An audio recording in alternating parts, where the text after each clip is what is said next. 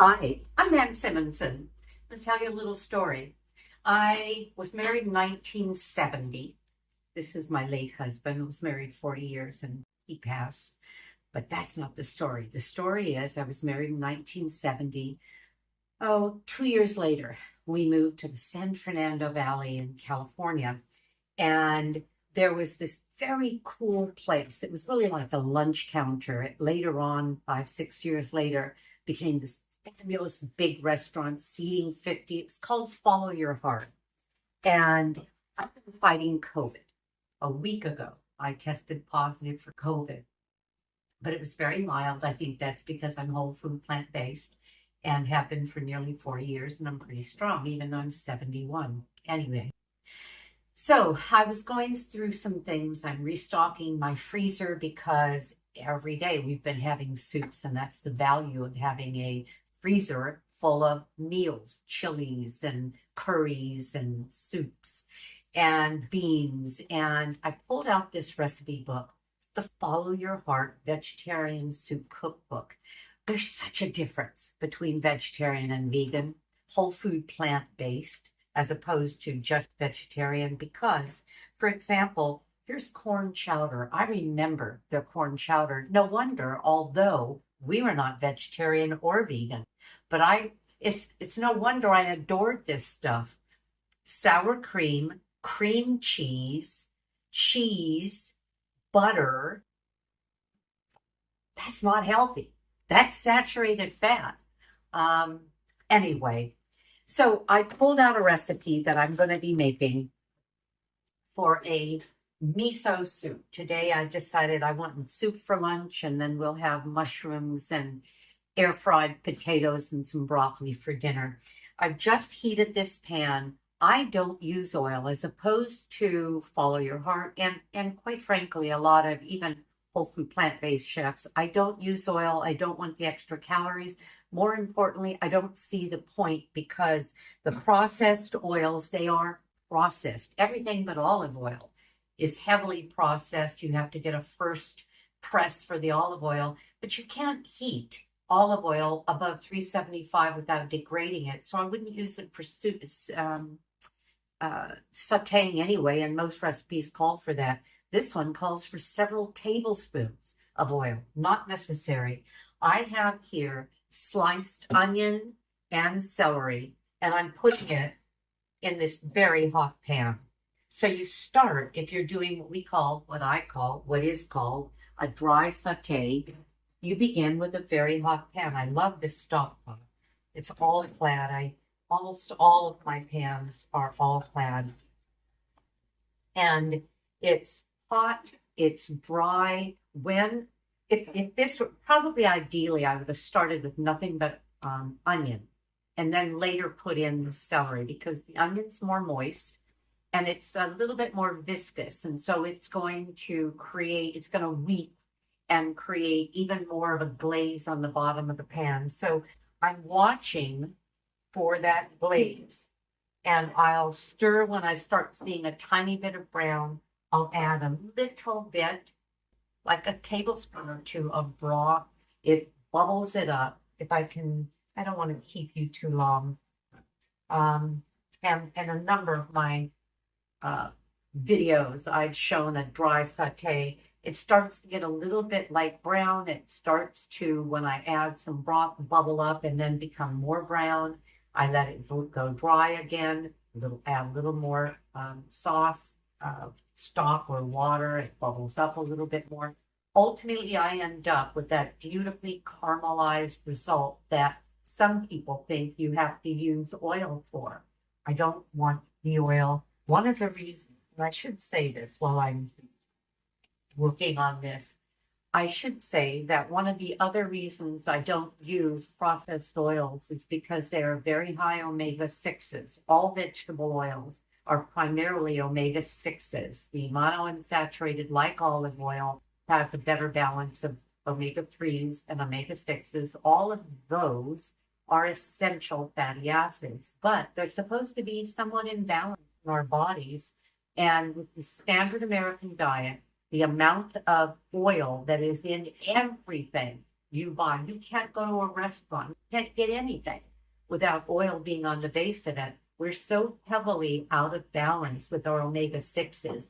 Instead of 1 to 1 or 1 to 3 omega-6 to 3, instead it's like 1 to 20, 1 to 30 of omega-6s. So yeah, I want to have a strong omega-3 that's antioxidant as opposed to omega-6 overage, which is highly inflammatory.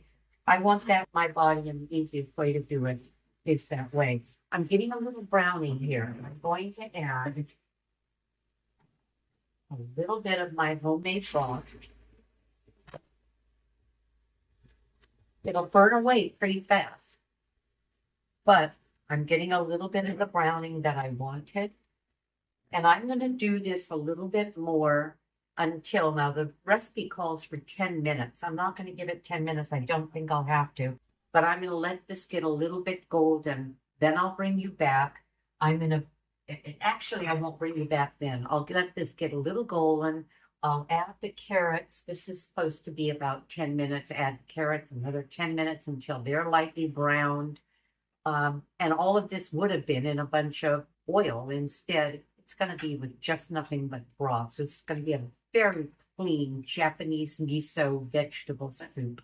I'll be back to you in just a little bit. I'll show you the carrots that are browned. Then I'll put in the rest of the ingredients and I'll show you the end product before I have it for lunch today. Okay, I'm back. So what I have is a pot of nicely colored, in other words, caramelized onion, celery, and carrot.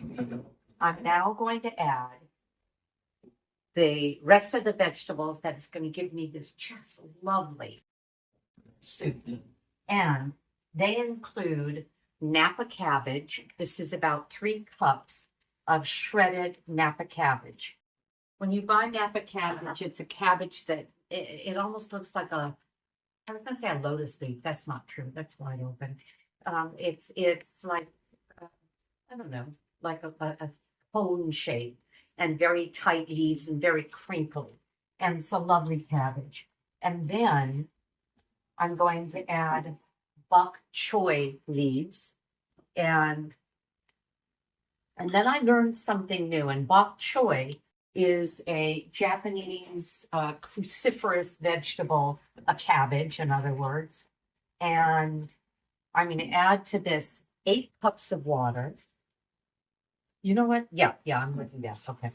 I was going to say, you know what? I'm going to show you one other thing. I learned something new. This was so cool. I've never heard this before. I've never heard of it before.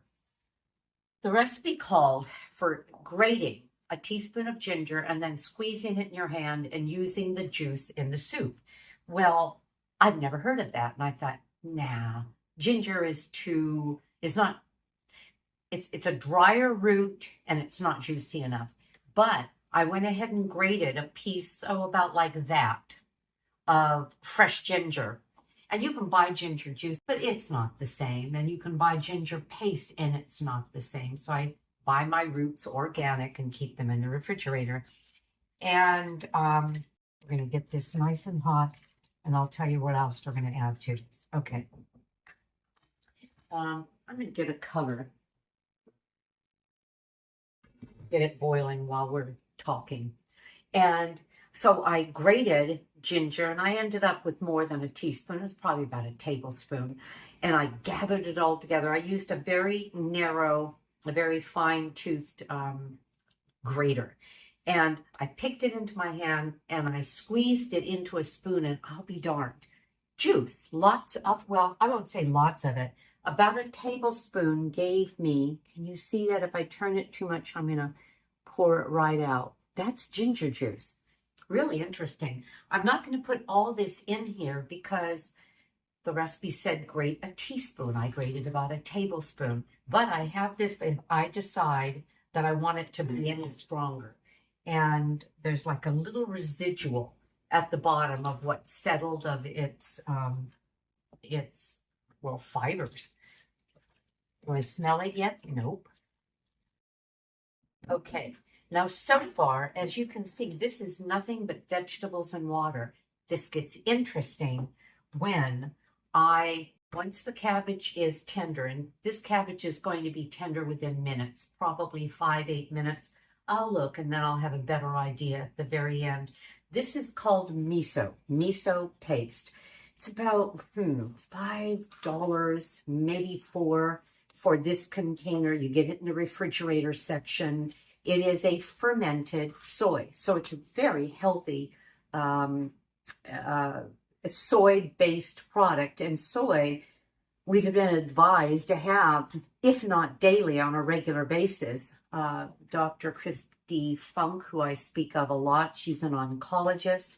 She is the breast surgeon of the star. She takes care of some very important people, is so sold on soy to prevent not only breast cancer, but prostate cancer, and to help if somebody has had it, to prevent it from coming back. Says we should be eating soy at least 1 to 3 times a day, and miso is a good choice. So it's a paste. You can see I'll be buying it soon, but at this price, it's a deal because I've probably had this 3 or 4 months, used little bits of it. And for this recipe, I've used more than I have ever in a recipe, 1/4 of a cup, a little more than 1/4 of a cup. I'll be stirring this broth, well, water, cabbage broth, into that, boiling it together, putting it back in, and then I'll be serving it, and you'll see what I'm going to do with it. I also have tofu, a brick of tofu. You buy tofu in a little container. This one is a firm tofu. Some people think tofu tastes like nothing, and quite frankly, it doesn't. The point is, it takes the flavor of whatever you put it in.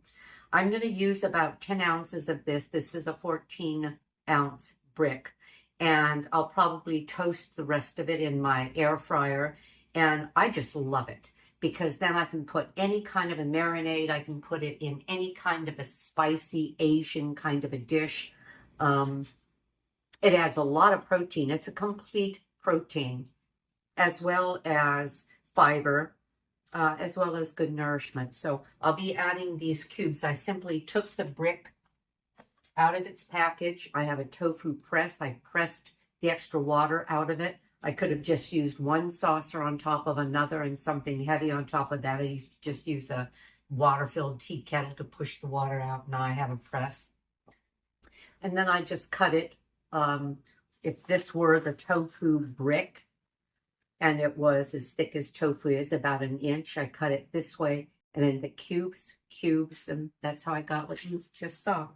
I can hear that this is about to boil. I don't want it to cook too much because cabbage can be so delightful when it's slightly crispy. I'll get back to you when it's finished. I'll show you how I'm going to stir the miso in it. I'll plate it, and then I'll be dining. Be back to you in a minute. Okay, I'm back. Well, this is it. I'm going to grab a hot mitt. While I was, sorry about the sound, while I was waiting for this to cook, I realized that I have some shiitake mushrooms, fresh shiitake mushrooms in the refrigerator. And so I sliced a couple of them. Love shiitake mushrooms. And I also spooned some of the hot broth into the cup, measuring cup. You need a cup that's going to take something hot and not crack. So you kind of think about that. Porcelain bowl, or in this case, a glass measuring cup. I've just created a slurry out of the miso, and I'm putting the miso into the soup. I'm going to leave a little, make sure I don't have more than I want. I'm going to take the fire down.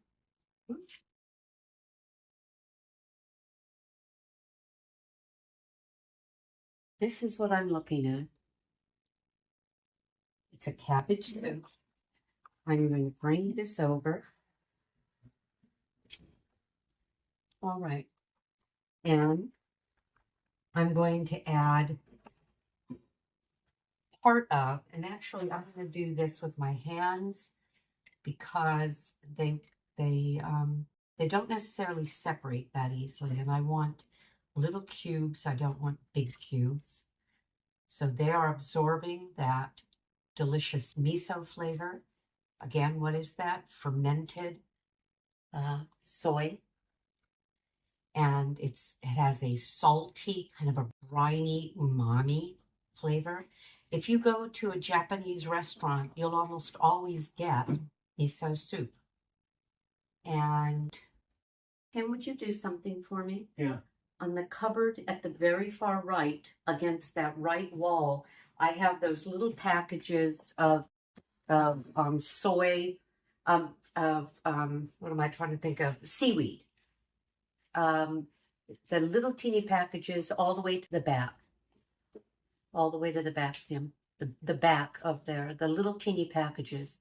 No, look in the corner. You'll see little teeny packages. There you go. No, hold on.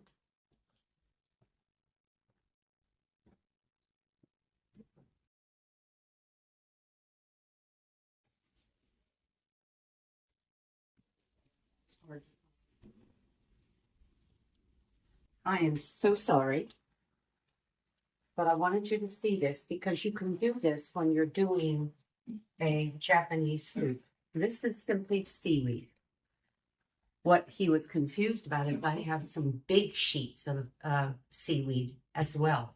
I wanted the little ones because it'll be a little easier to break them. Okay, so now what I have here is I have some tamari. That's a Japanese soy sauce, and the tamari is gluten-free as opposed to the Chinese soy sauce, which has gluten, and I can't, so we're going to leave it at that. I'm stirring, and I'll show it to you again. I've stirred in the miso. I've stirred in the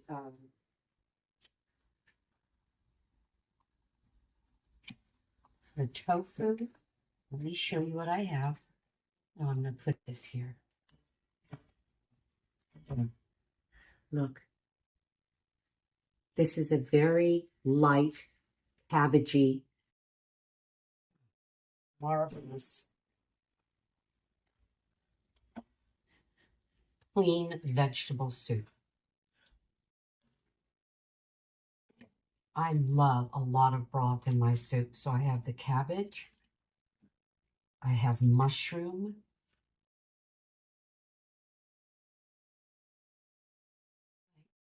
And then I'm going to scatter on some sliced green onion. And then I'm going to flake some seaweed. As soon as the seaweed gets wet, it will break down, but it'll give it, again, a wonderful kind of a briny flavor. Okay, there we go. Let me find one more mushroom to show you. Where are you? Did they all sink? They sort of did. There. There. Isn't that lovely? Well, try the recipe, see what you think. Remember, every recipe attracts you based on what you like in a food. So you taste it, which I haven't done yet, and adjust seasonings, which I will do. Have a great day because I know I will.